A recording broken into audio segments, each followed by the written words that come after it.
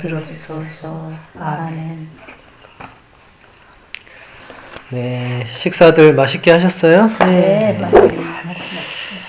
이번 피정 강의는 아마 예전에 제 강의들을 아마 몇 번 들으셨을 건데 그 안토니오 사지라는 그 인도 신분이 피정 지도하시는 그분의 그 치유의 순간이라는 책이 있어요. 바오로달에서 2021년에 나온 거. 책 있죠?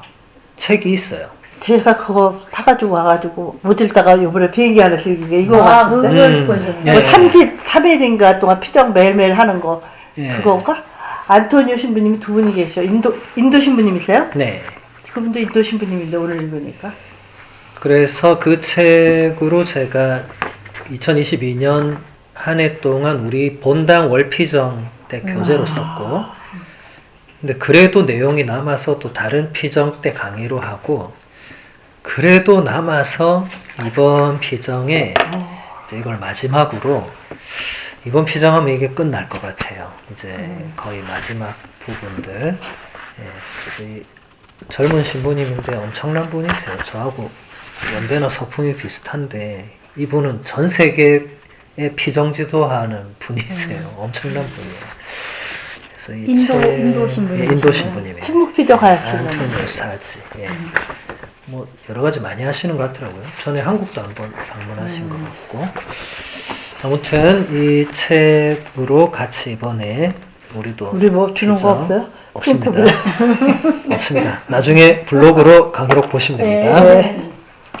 책 본문 같이 제가 읽어볼게요. 우리는 삶의 변화를 위해서 죄를 고백합니다. 나쁜 것에서 좋은 것으로 변화시키는 것이 고해성사의 주된 의도입니다. 그것은 새로운 결정입니다. 하지만 사람들은 묻습니다. 어떻게 인간인 사제가 내 죄를 용서해 줄 수 있습니까? 그가 하느님입니까? 같은 죄인인 인간이 죄를 용서해 준다니 어떻게 이런 일이 가능합니까? 사제가 우리 죄를 용서하는 것이 아닙니다. 사제는 다만 사죄경을 기도할 뿐입니다. 죄를 용서하시는 분은 하느님이십니다. 사제가 그 일을 하는 것은 그가 그리스도를 대신하는 직분을 맡았기 때문입니다. 네, 고해성사의 이제 본질에 대한 설명인데, 먼저 우리가 죄를 고백하는 이유는 우리 삶의 변화를 위해서 그렇다. 나쁜 것에서 좋은 것으로 변화시키는 것이 고해성사의 주된 의도고 새로운 결정이다. 제가 아까 강의 때도 고해성사 얘기를 좀 해서 중복되는 부분도 있고 좀 연결되는 부분도 있는 것 같아요. 아까 강의는 여러분들이 아마 나중에 또 들으실 수 있을 거고, 일단 중요한 것은 삶의 변화라는 단어입니다. 우리 삶이 잘 안 변해요. 사람은 변하지 않습니다. 사람은 어떻게 변해야 되는가? 하느님 은총으로 변화되는 거죠. 하느님 은총은 성사를 통해서 우리가 받을 수 있죠.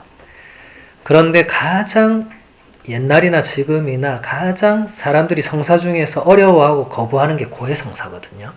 다른 종교에서는 쉽게 비방하고 본질을 모르니까. 사지 신부님도 전 세계의 피정지도를 다니니까 얼마나 많은 사람들이 고해의 어려움, 거부감 이런 거 얘기를 많이 안 했겠어요? 그러니까 책에 이걸 써놓은 거죠. 핵심은 삶의 변화가 가장 중요한 거다. 고해성사를 하고 안 하고 본인 자유죠. 물론 한국은 신자들이 반드시 하도록 1년에 2번 판공성사 하도록 해놨지만 사실 그 뭐 안 했다고 죽이겠어요? 살리겠어요? 사실 어떻게 못해요. 점점 요즘 사람들이 더 안 하는 추세고. 근데 그게 누구 좋으라고 그러면 이렇게 자꾸 고해성사를 권하느냐. 그 듣는 사제가 좋겠어요, 그게. 결국 고해하는, 고백하는 그분이 변화되는 거죠. 변화. 우리가 성체성사를 하면 점점 예수님의 몸과 몸과 피를 받아 모셔서 예수님 닮은 모습으로 변화되는 거죠. 모든 성사는 변화가 핵심이에요. 모든 성사의 본질은 그 성사가 하느님의 선물이고 하느님의 은총이 거기서 나오는데 그 은총은 결국 우리를 변화시키죠. 우리는 우리 자신을 변화시킬 힘이 없습니다. 우리는 다른 사람도 변화시킬 수 없어요. 여러분이 남편이나 자녀를 절대로 변화시킬 수 없습니다. 포기하세요. 안 됩니다. 자기 자신부터 변화해야 되는데 그것도 잘 안 됩니다. 그런데 고해성사를 하면 아마 여러분들이 몇 번 체험해 보셨겠지만 고백을 한다는 자체가 이미 변화되는 거예요. 누군가에게 내 죄를, 부끄러움을, 잘못을 고백한다는 그 자체가 이것은 엄청난 일이거든요. 이걸 쉽다고 말한 성인, 성녀는 단 한 분도 없었습니다. 엄청난 일이에요. 그런데 그런 엄청난 일을 함으로써 이미 본인이 변하는 거예요. 본인이. 그렇게 굳어있던, 닫혀있던 마음이 고백을 함으로써 내가 그걸 잘못했구나라고 본인이 느끼는 거예요. 근데 이제 모든 고해성사가 이런 일이 이루어진다는 게 아니고 본질을 말하는 겁니다. 안타깝게도 많은 고해성사에서 이런 게 또 안 이루어서요. 사람들이 마음 열고 다 고백 안 해요. 그러니까 그건 또 다른 차원에서 우리가 또 다뤄야 될 부분인데 일단 본질만 보면 죄를 고백하는 자체가 엄청난 변화다. 왜냐하면 평생 그렇게 안 하는 사람이 얼마나 많겠습니까? 고해성사를 한다 해도 고해성사를 하고 나는데 아무 변화가 없는 사람들이 있죠. 문제가 있는 거죠. 고백에 문제가 있었거나 죄를 성찰하는데 문제가 있었거나 뭔가 있었던 거예요. 근데 지금 그거를 논하자는 게 아니고 일단은 우리가 변화해야 되는 존재라는 것, 거룩한 변모 사건을 떠올려 볼 때 우리는 자꾸 하느님이 원하시는 모습, 하느님이 우리에게 심어주신 그 모상, 이마고 데이, 우리 안에 감춰져 있는 혹은 뭔가 우리가 숨겨놓은 혹은 우리가 더럽혀놓은 하지만 그대로 남아있는 그 하느님의 모상을 우리가 되찾는 것이 우리 그리스도교가 말하는 변화입니다. 단순히 사람 변했네 이 차원을 우리는 변화라고 하지 않아요.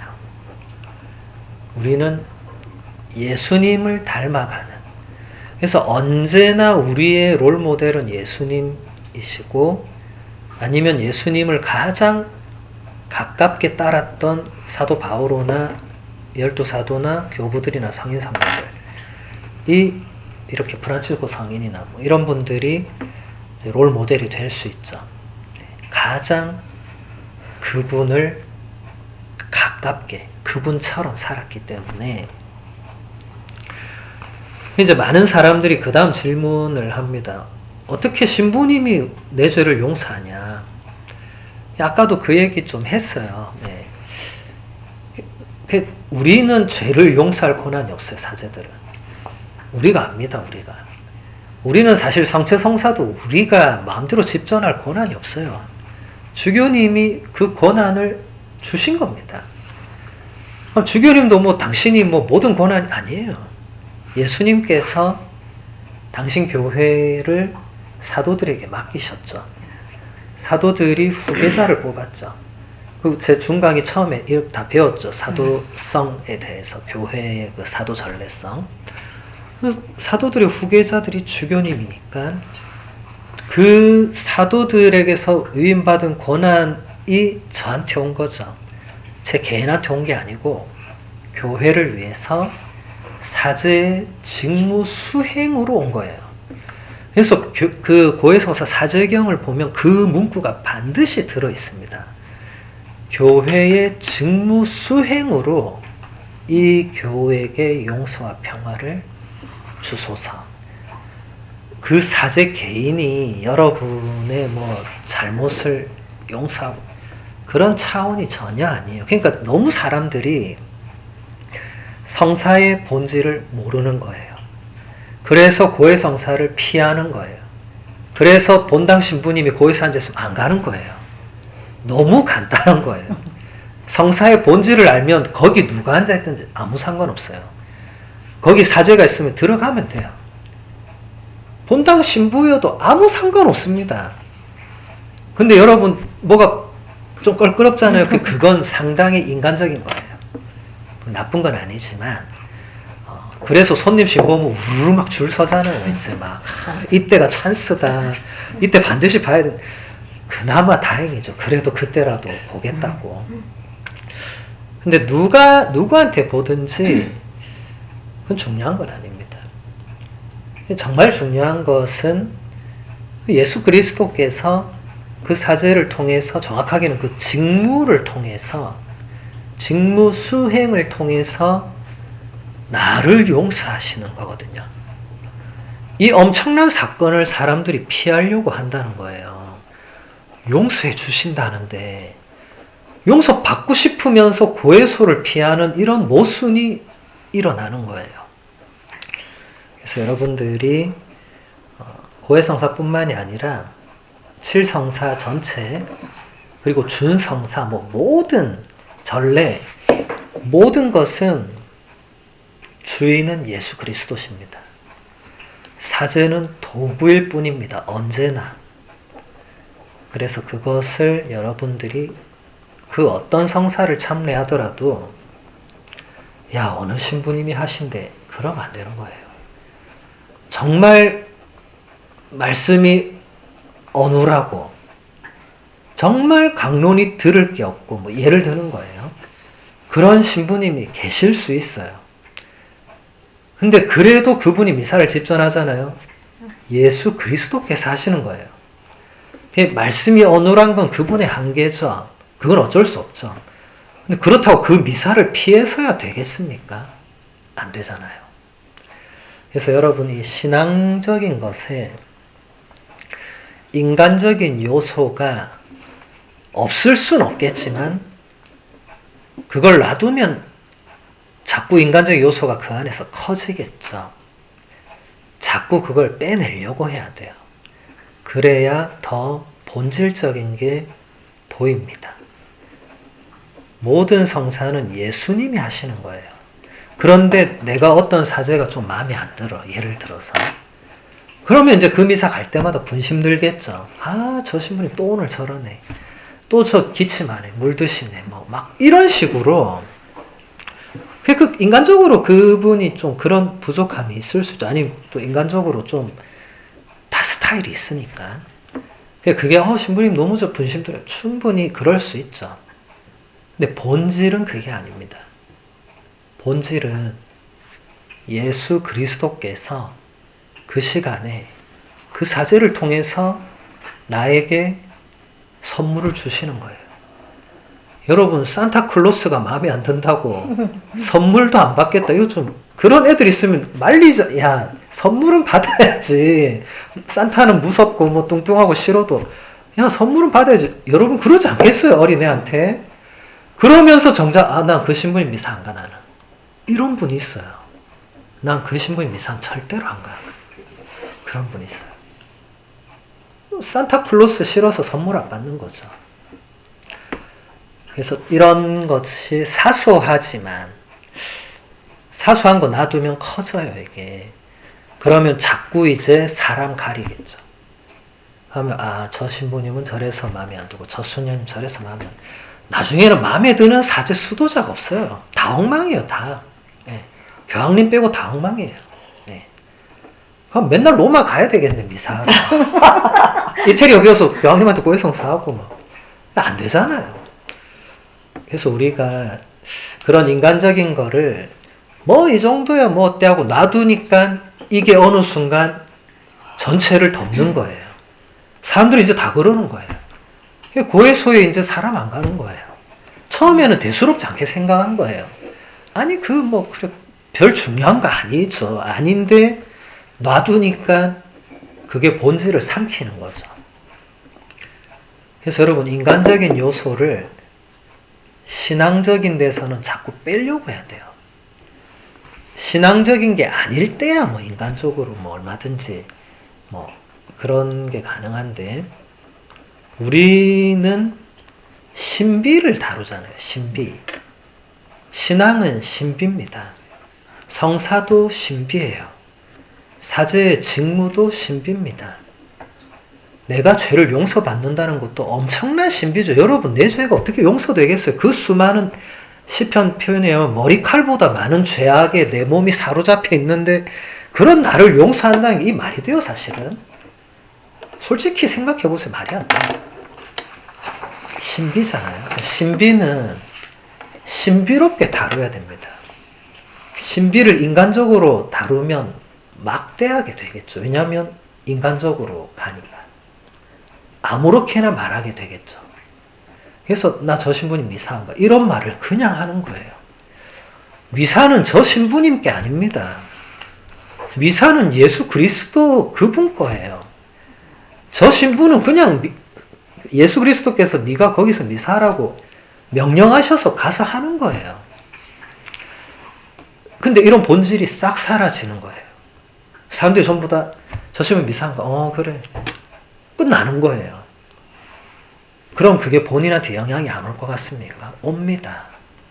나도 어느 순간 나는 그럼 그 신부 미사를 안 가야겠다. 이래 되는 거예요. 왜냐하면 나보다 열심한 사람이 저 신부 미사 안 가니까 나는 덜 열심한데 그럼 나는 이 신부 미사를 안 가야지. 용납이 되는 거죠. 그럼 이렇게 되다 보면 본질은 점점점 어딘가로 사라지고 나중에 되면 고해소에도 사람도 없고 미사에도 사람도 없고 그렇게 되는 거죠. 뭐 다 엉망인데 뭐. 여러분 예수님의 12제자 보세요. 엉망이 아닌 제자가 도대체 누가 있었습니까? 엉망이 아닌 사람. 저는 12 중에 엉망이 아닌 사람 아무리 눈 씻고 찾아도 찾을 수 없어서 포기했어요. 내가 뭐하러 그런 짓을 하고 있나. 네. 복음서는 있는 그대로 다 까발려놨기 때문에 솔직히 나하고 비교해도 나보다 떨어지는 사람도 있을 정도예요. 아마 여러분 그런 생각했을 거예요. 내가 적어도 이 부분에서는 베드로보다 나은 것 같은데 이럴 수 있을 거예요. 그 정도로 적나라하게 복음서가 12제자를 기록한 이유가 뭐겠습니까? 12제자의 후계자들 또 그 후계자들이 권한을 준 사제들도 엉망일 수 있습니다. 인간적으로. 그런데 여러분 많은 강의나 책에서 보셨겠지만 하느님은 그런 사람을 도구로 쓰세요. 엉망인 사람을 도구로 쓰세요. 그래야 하느님이 드러나시는 거예요. 그 사제가 너무 뛰어나면 하느님이 드러나지 않습니다. 사람들이 전부 다 그 사제 개인에게 집중해요. 저 신부님 너무 훌륭해. 저 신부님 미사가 너무 좋아. 그럼 그 미사는 그 신부 거예요. 그러면 예수님이 하시는 걸 사람들이 못 느끼는 거예요. 그 신부가 훌륭한 사람이 되는 거예요. 성인 성녀들은 이런 거를 극도로 경계했습니다. 오상에 비우신 분이 뭐 누가 그런 얘기하면 쫓아내버렸어요. 마귀야 물러가라 이러면서 쫓아냈어요. 그 사람들이 아니 그 칭찬하는 걸 저렇게까지 해야 되나? 비우신 분님은 칭찬에 인색했던 게 아니고 예수님의 것을 내 것이라고 하는 그것이 용납이 안 됐던 거예요. 그거는 안 되는 거예요. 근데 많은 신자들이 본인도 모르게 그런 표현들을 하는 거예요. 그래서 여러분 그 신부님 미사 좋더라 이런 말 위험한 말이에요. 미사는 신부께 아닙니다. 저도 미사를 혼자 매일 하지만 제 거니까 제거 혼자 아니에요. 그분이 허락해 주시니까 하는 거예요. 그래서 혼자 하든 같이 하든 미사 때마다 어떤 경이로움을 느껴요. 우리가 미사를 봉헌할 수 있다니. 우리 같은 죄인들이 미사를 드리다니. 말도 안 되는 일이 일어나고 있는데 사람들은 너무 대수롭지 않게 이렇게 그냥 뭐 안타깝지만 일단 어쩔 수 없죠. 그래서 저는 미사 때 저한테 집중하지 신자들한테 집중 안 합니다. 왜냐하면 이렇게 보면 안타깝거든요. 나한테 집중. 예수님한테 집중. 그래서 여러분 미사 때 옆 사람 보지 마세요. 도움 하나도 안 돼요. 나와 예수님과의 관계에 집중해야지 주례 사제가 어떻네, 오늘 수년이 뭘 안 했네, 이렇게 보기 시작하면 미사 그 짧은 시간 동안 미사에 깊이 잠기는 게 아니라 분심으로 그냥 보내는 거 아니에요? 미사 끝날 때까지. 옆에 보면 분심거리들밖에 없잖아요. 미사 태도가 좋은 신자도 있겠지만 안 그런 신자도 있잖아요. 그럼 또 보면 쟤 또 주보 보고 앉아있네, 이렇게 또 될 거 아니에요? 그럼 미사 중에 그러고 있는 나는 그럼 그게 잘하고 있는 거냐고요? 똑같은 거지. 그래서 미사 때는, 그래서 저는 미사 때 눈을 뜨지 않습니다. 눈을 감아요. 눈을 감고 오직 지금 이 순간 예수 그리스도께 집중하는, 나와 예수 그리스도. 다른 분들이 뭐 노래를 하니 안 하니, 뭐 자니 안 자니, 그건 나와 예수님과의 관계에서 전혀 중요한 문제가 아닙니다. 뭐 자든 말든 주보를 보든 말든 무슨 상관이에요. 나하고 예수님과의 관계에서. 아무 상관없지 않습니까? 심지어 여러분의 배우자나 자녀가 그렇게 한다 해도 여러분과 예수님과의 관계에서는 아무 상관없는 겁니다. 그렇잖아요. 안타깝죠? 우리 애가 좀 이걸 좀 더 알아듣고, 어쩔 수 없는 거예요. 뭐 당장 안 되는 게 뭐 내일부터 되겠어요? 안 되는 거예요. 뭐 우리는 처음부터 잘했습니까? 안 됐잖아요. 여기까지 온 것도 기적이잖아요. 그러면 더 성사에서는 나와 예수님 여기 집중해야 됩니다. 나와 저 사제 아무 상관없습니다. 사제는 때 되면 가는 사람입니다. 또 누군가 오겠죠. 하느님 보내주시면 또 누가 오겠죠. 그럼 또 나와 그 사제 이게 아니에요. 항상 관계는 나와 예수님입니다. 성사는 그게 본질입니다. 다른 것에 우리가 인간적인 요소에 그렇게 눈길 주고 마음 주고 하는 게 뭐 인간적으로 다 자연스럽지만 어느 정도 선을 지켜야 되는 거예요. 아니면 나도 모르게 자꾸 넘는 거니까. 계속 본문을 보면 사제는 그리스도를 대신하고 있습니다. 그리스도의 대리자인 것입니다. 구약 성경에서도 분명히 말합니다. 모세가 바위를 치자 하느님께서는 바위에서 물이 솟아나게 하셨습니다. 바위에서 물이 나오게 하신 분은 모세가 아니라 하느님이십니다. 모세는 단지 바위를 쳤을 뿐입니다. 그것이 전부입니다. 모세는 이스라엘 백성과 하느님 사이의 중개자일 뿐입니다. 사제는 사람들과 하느님 사이의 중개자입니다. 사제는 사죄경을 해주고 우리의 죄는 하느님께서 용서하시는 것입니다. 좀 더 부연 설명을 하고 있죠. 모세가 바위를 치자 물이 솟아났다. 사람들이 모세에게 깜짝 놀랐겠죠. 와, 진짜 저분 대단하다. 그런데 핵심은 모세가 아니었다는 거예요. 그걸 사람들이 몰랐겠죠, 대부분. 물론 모세는 위대한 예언자입니다. 모세 같은 인물은 그 뒤로도 거의 나오지 않았죠. 근데 그렇다고 해서 바위에서 물이 나오게 한 건 모세가 아닙니다. 여기 아주 잘 표현했잖아요. 모세는 바위를 쳤을 뿐이죠. 물론 바위로 아무나 친다고 물이 나오겠어요? 우리가 치면 안 나옵니다. 그걸 허락하신 분이 하느님이시죠. 모세 네가 치면 나오게 하겠다고 한 거죠. 아론이나 미리암이나 딴 사람이 쳤어도 안 나옵니다.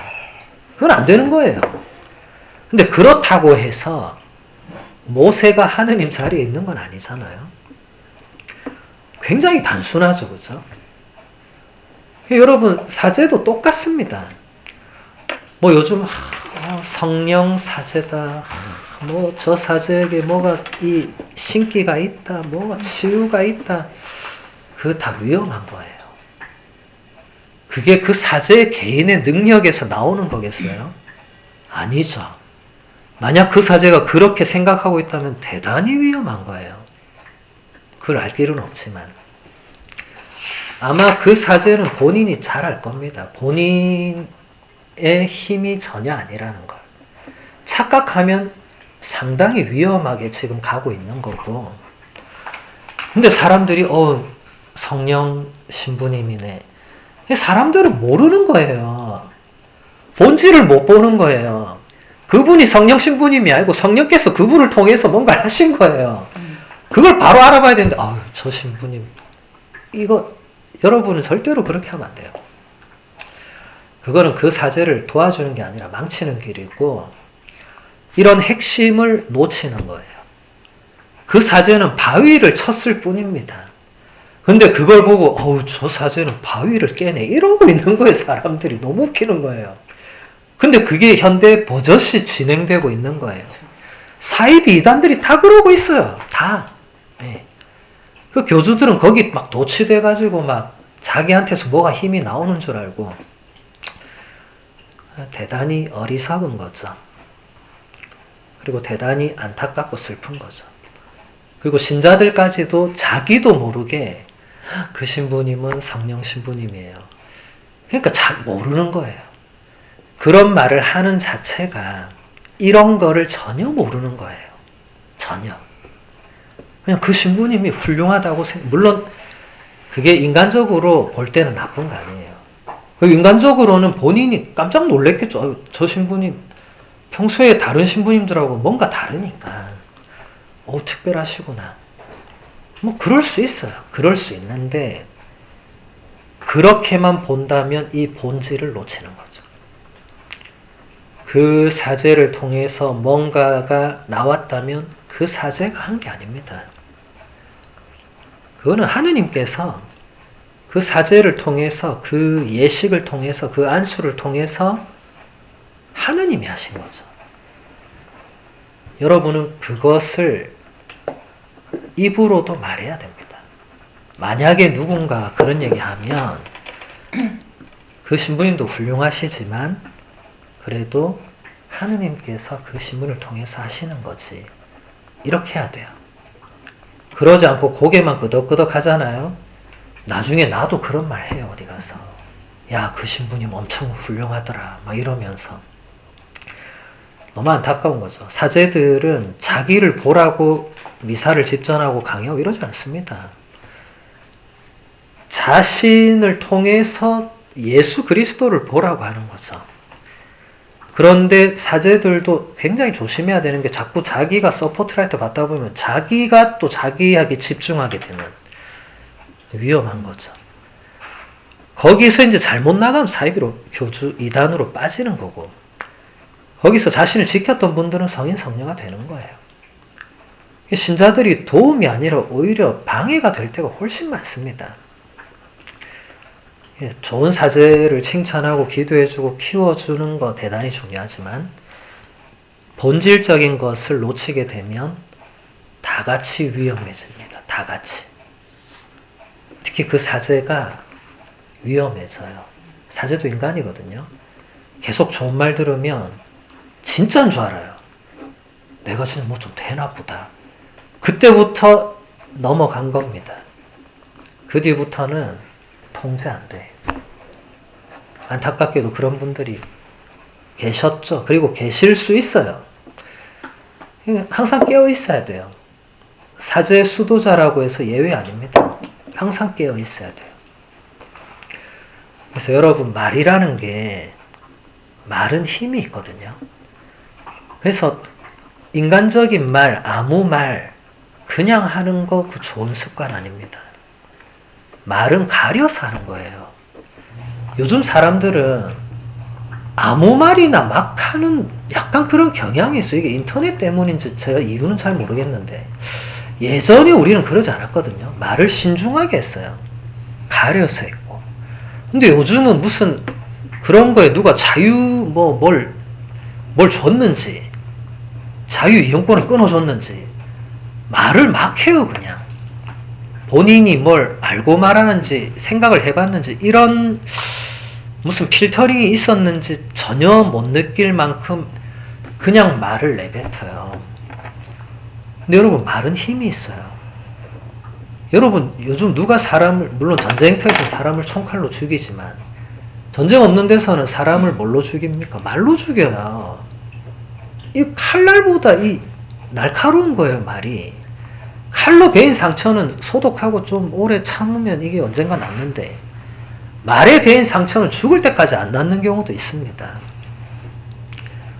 그러면 말을 하기 전에 최소한 생각을 해봐. 많은 성인들은 제자들한테 항상 침묵은 금이라고 가르치고 말할 때는 꼭 해야 될 말만 해라고 가르치고 그래도 말해야 될 때는 한 번만 더 생각하라고 그랬어요.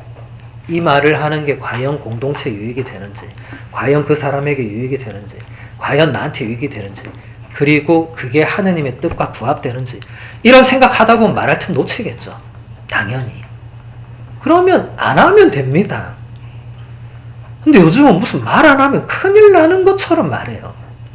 아무 큰일 나지 않습니다. 말은 안 하는 게 훨씬 좋습니다. 여러분 성모님이 성경에서 몇 마디 하신 것 같아요? 6마디밖에 안 하셨어요. 6마디. 성모님이 뭐 할 말 없어서 안 했겠어요? 성모님이 십자가 밑에서 하느님한테 할 말 없었겠어요? 근데 왜 안 하셨겠어요? 말이 올라왔겠죠. 하느님 어떻게 나한테 이럴 수 있냐고. 당신 아드님의 왕자가 영원하다고 하시지 않았냐고 막 성모님도 목에 찼을 수 있어요. 아들이 지금 십자가에 못 박혀 괴로워하는데 어느 엄마가 그래 다 하느님 뜻이지. 이런 엄마가 세상에 어디 있습니까? 근데 성모님이 그 순간 왜 아무 말, 성모님 한마디 했으면 그 성경에 기록되어 있었을 거예요. 아무 말씀 안 하셨어요. 성경에 기록이 없어요.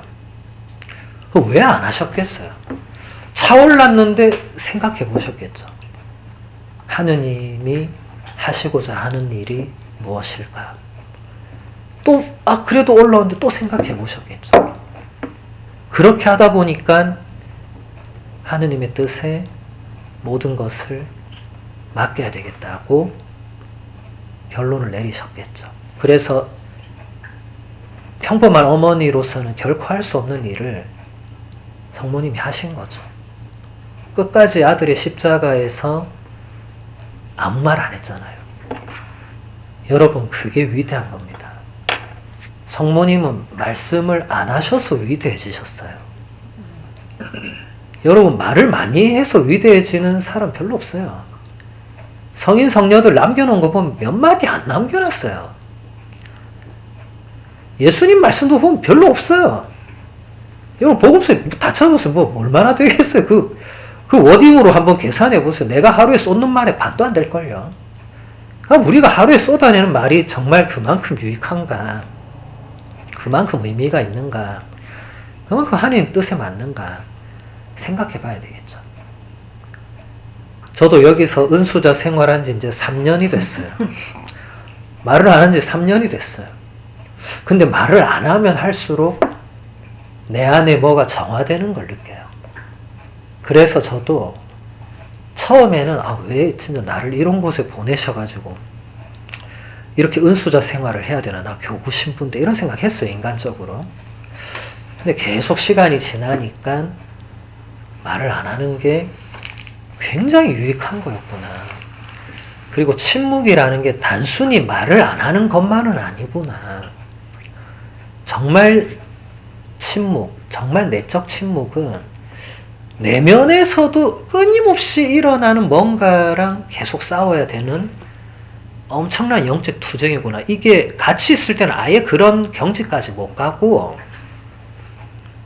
혼자 있을 때 이제 조금씩 그렇게 깊이 들어가려고 하는, 거기서 이제 막 수많은 분심과 이런 것들이 오고 막 진짜 이게 예수님이 광야에서 피땀을 흘리신 이유를, 물론 성인 성녀들도 그렇게 많이 했죠.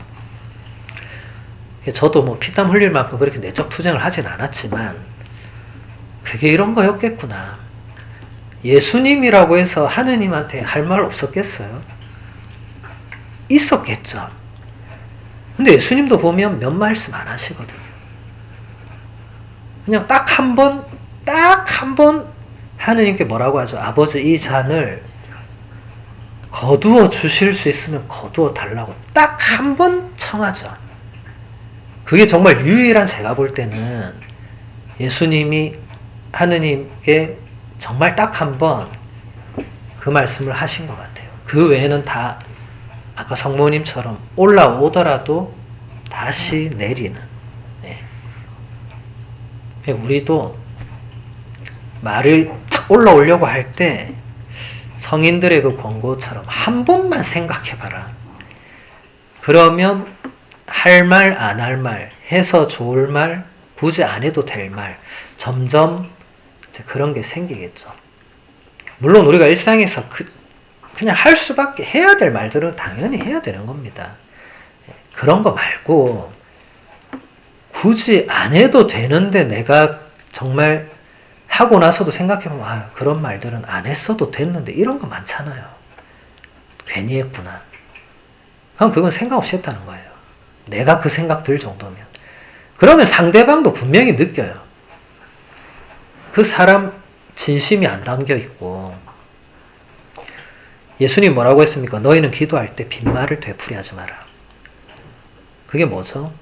마음에 없는 말 좀 하지 마라 이거잖아요. 근데 우리는 기도할 때뿐만 아니라 일상 대화에서도 마음에 없는 말을 그냥 해요. 그냥. 네. 그걸 요즘 표현으로 뭐 아무 말 대잔치라고 누가 그러던데 아주 적절한 표현 같아요. 아무 말로 대잔치를 하는 거예요. 그럼 뭐가 남습니까? 아무것도 남지 않습니다. 왜냐하면 아무 말로 대잔치를 했으니까 남는 게 없겠죠. 그러면 얼마나 우리 내면이 공허하겠어요. 하루 종일 떠들었는데, 하루 종일 수다 떨었는데 집에 오면 너무 공허한 거예요. 왜냐하면 아무것도 남는 게 없었으니까. 아무 말로 대잔치를 했으니까. 그렇게 나의 하루를 버리는 거는 너무 아깝지 않겠어요? 우리의 하루하루가 이게 그냥 주어지는 게 아닌데. 그래서 여러분, 말을 할 때는 신중해야 되는 건 물론이고, 영적인 식별은 이 말에서 가장 이게 우리가 식별을 잘하고 있는가 못하고 있는가가 드러납니다. 말에서 결국은. 왜냐하면 미리 준비된 말이 아니라 갑자기 뭘 말해야 될 때 이제 그 사람의 뭔가가 나오거든요. 교황님을 보면 갑자기 뭘 이렇게 딱 해도 그분이 말씀하실 때 저분은 좀 평소에 굉장히 내적으로 이 식별을 하시는구나. 왜냐하면 쓰는 단어나 이런 게 딱 저분은 다르다는 걸 느끼거든요.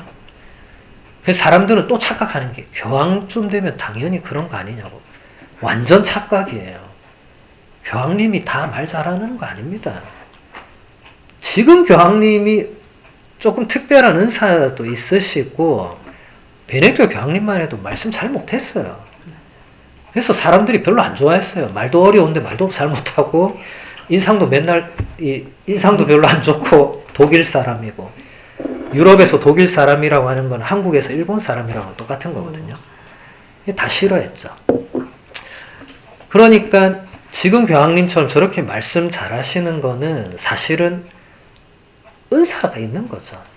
그런데 은사 플러스 제가 보기에는 저분이 그 90년 가까운 세월 동안 정말 그 깊이 내적으로 닦아오신 그게 있어요. 그건 교황 된다고 해서, 주교 된다고 해서, 사제 된다고 해서 아니에요. 그는 본인이 끊임없이 본인의 그 말에 대한 그게 있어야 돼요. 여러분들은 신부님 저는 신자니까 뭐 그냥 살아도 되겠죠. 아니에요. 여러분은 나보다 더 많은 관계 속에 사는 분들이에요. 그래서 더 말을 조심해야 되는 거예요. 여러분은 발 없는 말이 천리 가는 그 관계 안에 살고 있잖아요. 무섭잖아요. 말 한마디 잘못했다가 이 말이 어디까지 갈지 모르는 사회에서 살고 있는데, 단순히 그런 의미에서 조심하자가 아니라 우리 신부들은 강론을 하나 해도 원고를 준비하고 그것을 재고, 삼고, 탈고 계속 하거든요. 그러니까 말하기 전에 그걸 계속 다시 보는 거예요. 이걸 해도 될지, 그리고 이게 하나님 뜻일지, 그걸 계속 하는 거예요.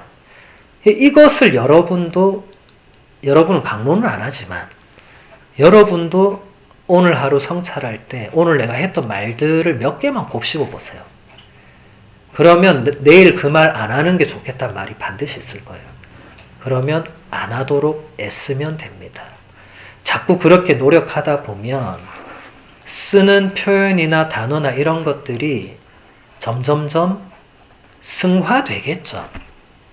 쓸데없는 말을 웬만하면 안 하겠죠. 왜냐하면 그게 별로 나와 너와 공동체 유익이 되지 않는다는 것을 내가 깨닫게 되기 때문에 굳이 이런 말은 안 해도 되는구나. 이렇게 되겠죠. 그럼 그 말을 안 하면 되죠. 그래서 여러분 항상 자신이 했던 말은 돌이킬 수 없다는 걸 생각해야 됩니다. 나는 기억 못해도 들었던 누군가가 기억을 해요. 그럼 나중에 나한테 말해요. 한 20년 지났는데 말하는 경우도 있습니다. 20년 전에 이 말 했는데 기억나냐고. 난 당연히 기억 안 나죠. 그럼 무서운 거죠. 그래서 조심해야 되겠죠. 계속 본문을 보면 저에게 슬픔을 주는 것은 예수님의 사랑을 거슬렀다는 것입니다. 저를 돌아오도록 한 것은 사랑입니다. 저는 이제 다시 새로운 삶을 시작합니다. 제가 다시 죄를 지을 수 있겠지만 그 자리에 머무르지는 않을 것입니다. 저는 반드시 돌아올 것입니다. 이것이 우리가 성장하는 길입니다.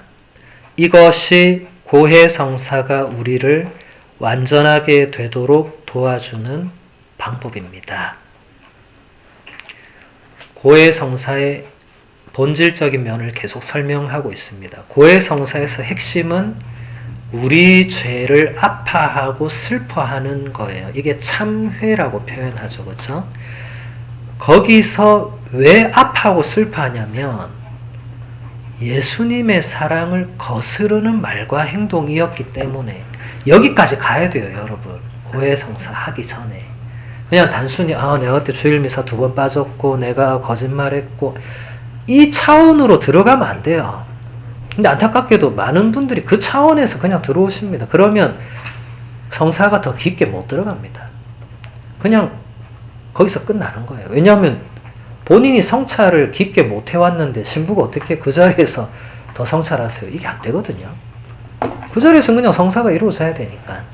그래서 여러분들은 고해성사를 하러 가기 전에 자기를 돌아볼 때 내가 주일 미사를 언제 빠졌더라.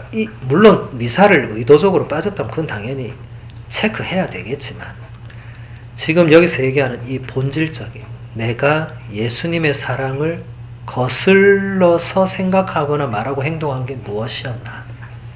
지난 고해와 이번 고해 사이에 한 달이든 2달이든 3달이든 6개월이든 그 기간 동안에 내가 예수님의 사랑을 거슬러서 했던 생각, 거슬러서 했던 말, 거슬러서 했던 행위가 무엇이었는가.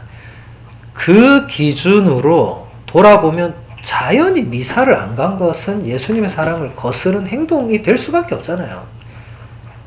그 기준을 처음부터 미사 몇 번 빠졌고 이렇게 나가면 예수님의 사랑을 거스른 거기까지 안 가는 거예요. 그냥 이 정도면 되겠네. 이번 고해는 좀 할 게 있네. 이러고 들어가는 거예요. 그거 없는 사람은 신부님 이번 판공은 패스할게요. 이러는 거예요. 할 게 없다고. 제가 제일 안타까운 분들은 할 게 없다고 말하는 사람들, 그렇게 말하는 자체가 대단히 위험한 거예요. 신부님 고백할 게 없습니다. 이렇게 말하는 분들이 계세요. 간혹 가다가. 제가 어떻게 손을 못 씁니다.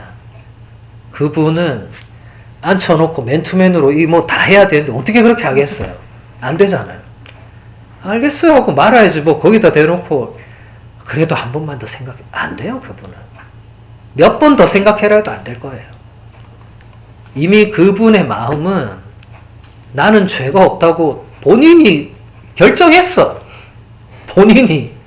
그런데 옆에서 무슨 대주교님이 와도 교황님이 와도 아이고 저는 이번엔 패스입니다. 이렇게 되는 거예요. 본인이 결정했어요. 죄가 없다고.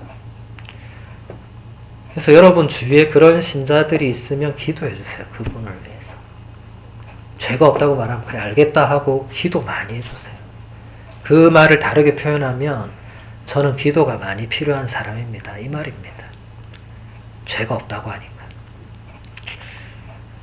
그래서 우리는 예수님의 사랑을 거슬렀느냐, 거스른 게 무엇이냐. 여러분 앞으로 그냥 이 질문으로 성찰해 보세요. 고해소 들어가기 전에 언제 판공을 하겠다 마음먹었으면 그 전에 예수님 제가 언제 당신의 마음을 상하게 했는지, 제가 어떻게 당신 사랑을 거슬렀는지, 그럼 바로바로 떠오릅니다. 왜냐하면 그건 나에게 뭔가 남아있거든요. 뭔가 찝찝함으로, 혹은 뭔가 불편함으로, 혹은 뭔가 내가 이렇게 하면 예수님이 안 좋아할 건데 이런 생각을 했기 때문에 남아있어요. 그런데 이렇게 다시 반추하지 않으면 어딘가 묻어놨겠죠. 그런데 내가 예수님 사랑 언제 거슬렀지? 어떻게? 이러면 그 불편했던 게 모습을 드러냅니다. 그러면 이제 그걸 가지고 고해소에 들어가는 거죠. 그리고 있는 그대로 고백하면 됩니다. 고해소 안에서 뭘 합리화시키고 뭐 배경 설명 그럴 필요 하나도 없어요. 사제는 뭐 그거 듣고 뭐 보석을 잡게 줘 이런 거 없어요. 그런 좀 인간적인 생각으로 좀 고해소를 들어가면 안 돼요. 그런 것은 전혀 고해성사의 본질이 아니에요. 있는 그대로 그냥 얘기하면 돼요. 근데 어떤 신부님이 혼을 낼 수도 있겠죠. 근데 그 또한 물론 교황님은 그런 사제들을 굉장히 더 혼냈어요. 고해소에서 혼내는 사제를 더 혼냈어요. 상당히 잘못됐다고. 근데 뭐 그런 사제들이 있을 수 있어요. 뭔가 좀 다르게 또 이 하느님의 어떤 그 교육 방법을 표현하고자 하는 것일 수 있고 모르죠. 뭐 알 길은 없어요. 근데 어찌됐든 그렇지만 그 사제가 그렇게 하는 게 아니고 성사의 주인은 예수 그리스도십니다. 그러니까 제가 분명히 얘기했잖아요. 그런 사제는 교황님이 그렇게 하지 말라고 얘기하셨다고. 그거 좋은 거 아니라고. 예전 사제들이 많이 그랬어요. 그 옛날 할아버지 신부님들은 일단 들어가면 혼줄부터 나고, 근데 지나고 생각해보면 그분들은 표현하고자 했던 게 그게 그런 식으로 표현을 할 수밖에 없었던 시절이었던 것 같아요. 그냥 어른들은 그런 식으로 표현을 하셨던 것 같아요. 그냥 그래 이렇게 어질게 타이르는 게 아니고 그냥 되게 눈물 쏙 빠지게 야단치시고 혼내시고, 저도 예전에 고해소 들어가면 막 울고 나오고 막 했던 할아버지 신부님들한테 막 많이 야단 맞았던, 그게 그분들이 진짜 그냥 뭐 야단, 만약 그랬다면 그분도 성사의 본질을 잘 모르셨던 거고, 근데 그게 아니라 뭐 정말 좋게 표현하면 구약 성경에 나오는 하느님의 의로운 분노 이런 거 있잖아요. 너 그러다가 진짜 큰일 나 하면서 이제 분노하시는, 뭐 그렇게 받아들여야 되겠죠. 근데 어쨌든 중요한 것은 우리가 고해소에 들어갈 때 우리가 봐야 될 것은 예수님의 사랑을 내가 거스른 게 무엇인가. 앞으로도 언제나 이게 기준이 되면 됩니다. 그럼 나머지는 따라옵니다. 뭐 죄를 만들고 이럴 필요 없어요. 어떤 사람들은 그걸 막 앉아서 머리를 끙끙 싸매고 뭐 하세요? 뭐 써서 들어가야 되는데 쓸 게 없다고. 그래서 저는 이걸 또 쓰겠다고 또 앉아있는데 쓰지 말할 수는 없고, 그래 계속 생각해 보세요. 그러고 말았는데 그게 뭐예요? 그게 뭘 써야 될지 뭐 이러고 있는데 그게 뭐 고해가 제대로 되겠습니까? 쓸 때가 그렇게 쓰면 돼요. 여러분 만약 써야 된다면 예수님의 사랑을 거스른 게 무엇인가. 네. 그리고 생각해 보는 거죠. 여기서 사제 신부님이 얘기하고 있는 것은, 그 다음부터 중요한 것은 예수님의 사랑을 우리가 거슬렀잖아요. 그런데 고해성사를 통해서 다시 그 예수님의 사랑이 우리를 돌아오게 한다. 그게 굉장히 중요한 메시지예요. 우리는 사랑을 거슬렀어요. 그런데 예수님은 다시 사랑으로 우리를 불러들이십니다. 베드로는 예수님을 3번이나 모른다고 배반했어요. 그런데 예수님은 사랑으로 3번 다시 물어봅니다. 그 사랑이 다른 사랑이 아니에요. 예수님이 2분이나 3분이 아니잖아요. 물론 한반도에 재림 예수가 50몇 명이 된다는데 전 그 중에 한 분이 예수라고 저는 생각하지 않으니까 예수님은 한 분뿐이잖아요. 어제도 오늘도 내일도 영원히 한 분뿐이잖아요. 그분의 사랑을 거슬렀는데 그럼 결국 우리가 다시 돌아가야 될 곳도 그분의 사랑이죠. 어디로 갑니까 우리가? 우리가 갈 곳은 거기밖에 없잖아요. 우리가 그 사랑을 거슬렀지만 다시 돌아가야 될 곳은 거기뿐입니다. 루카복음서 15장에 나오는 그 되찾은 아들의 비유에서 그 둘째 아들이 오만 대 가서 나쁜 짓 했잖아요. 근데 결국 어디로 갑니까? 다시 아버지 집으로 갑니다. 거기로 가야만 되는 거예요. 다른데 어디를 가도 받아주지 않아요. 다시 거기로 갈 수밖에 없습니다. 우리도 고해성사의 목적은 다시 예수님의 사랑으로 돌아가는 것, 그것뿐입니다. 고해성사는 그걸 도와주고 그걸 선포하는 곳입니다. 그래서 여러분 두려워하거나 피하거나 앞으로 그럴 필요 없어요. 그런 마음이 든다면 지금 내 안에 인간적인 요소가 너무 많이 들어가 있든지 아니면 아직도 고해성사의 본질을 내가 제대로 깨닫지 못하고 있다는 증거입니다.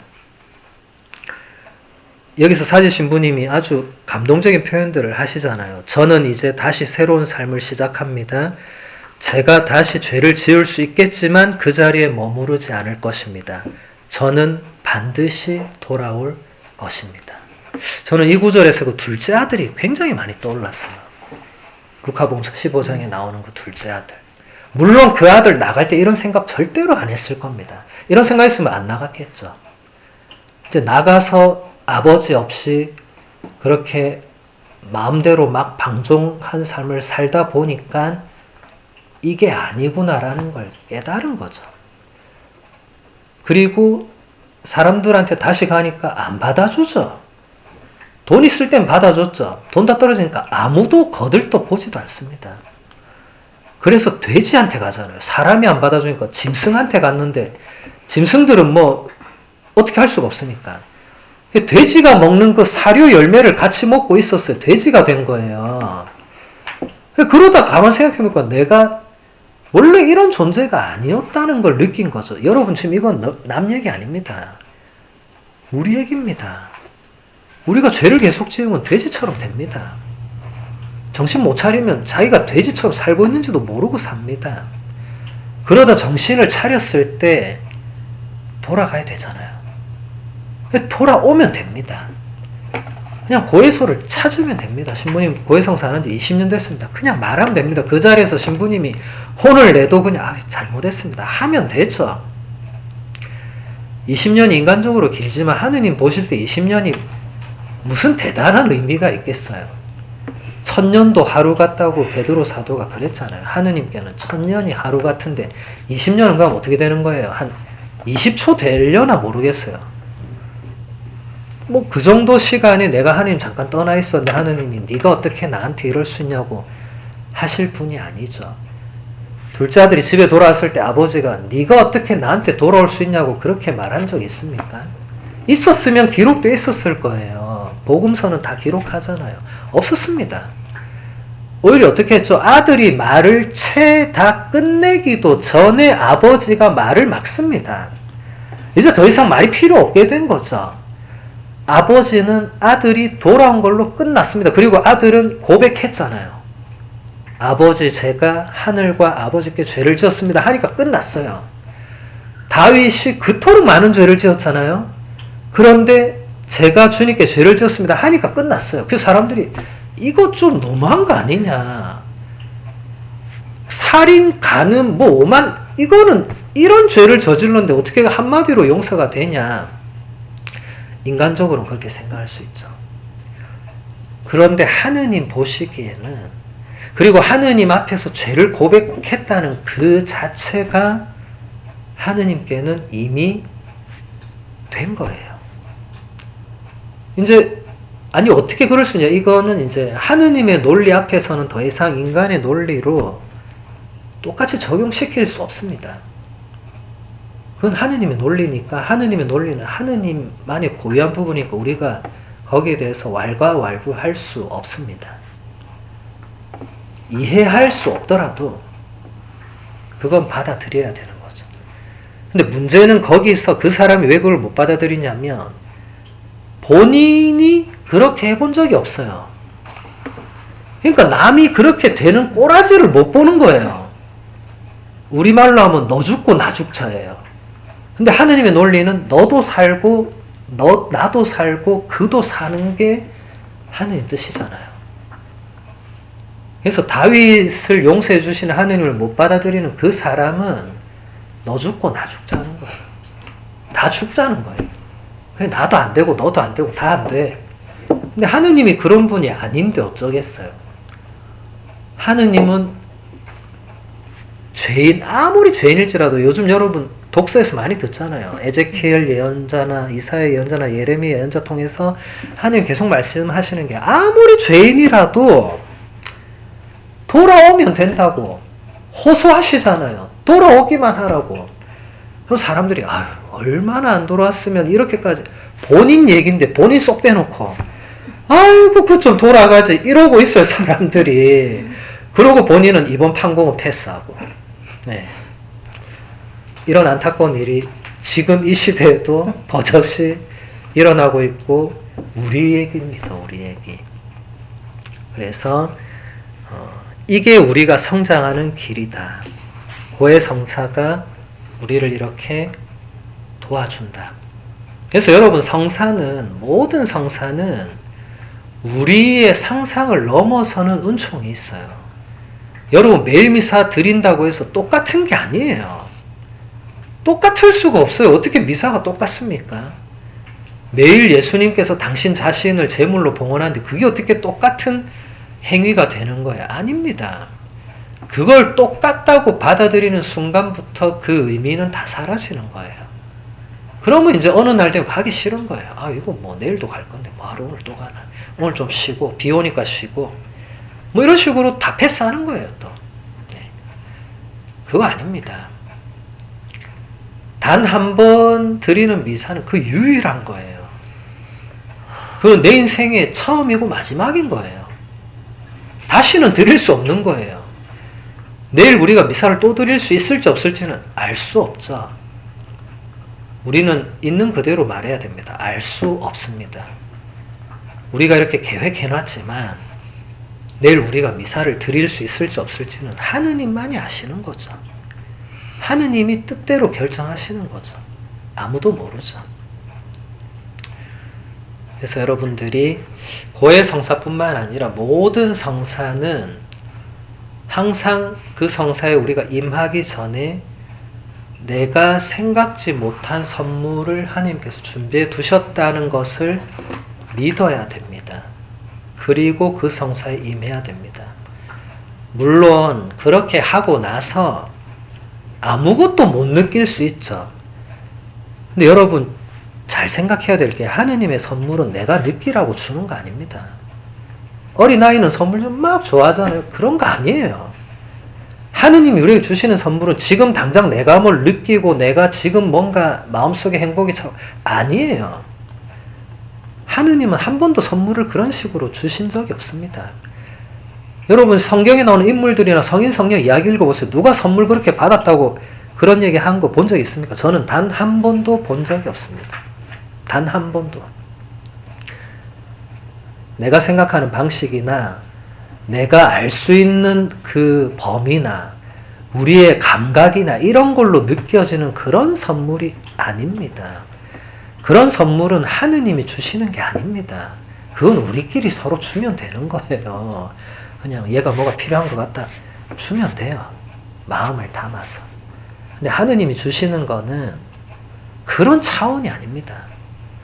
그래서 어떤 분은 선생님 참 매일 미사를 이렇게 몇 년을 해도 하나님 나한테 뭐 주시는 게 없는 것 같다고. 저는 그럼 이때까지 신부로 미사를 매일 했는데 저도 그렇게 따지면 아무것도 받은 거 없다고. 네. 근데 저는 그럴 때마다 사도 바오로가 했던 그 말이 떠오릅니다. 복음을 전하는 일꾼이 받을 삭은 복음밖에 없다. 다른 게 없다. 예수 그리스도를 전한 사람이 받을 몫은 예수 그리스도밖에 없다. 다른 게 없다. 그걸 기억하시면 될 겁니다.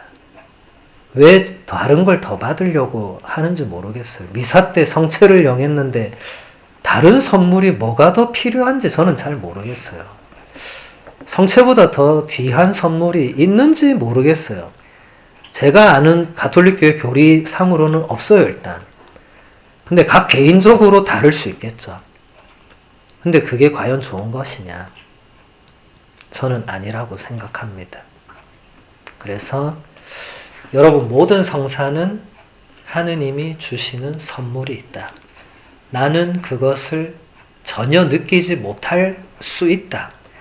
그럼에도 불구하고 모든 성사에는 하느님이 주시는 선물이 있고 나는 그것으로 인해서 변화된다고 우리는 믿고 살아가는 사람들입니다. 그게 우리 믿음입니다. 그래서 강의는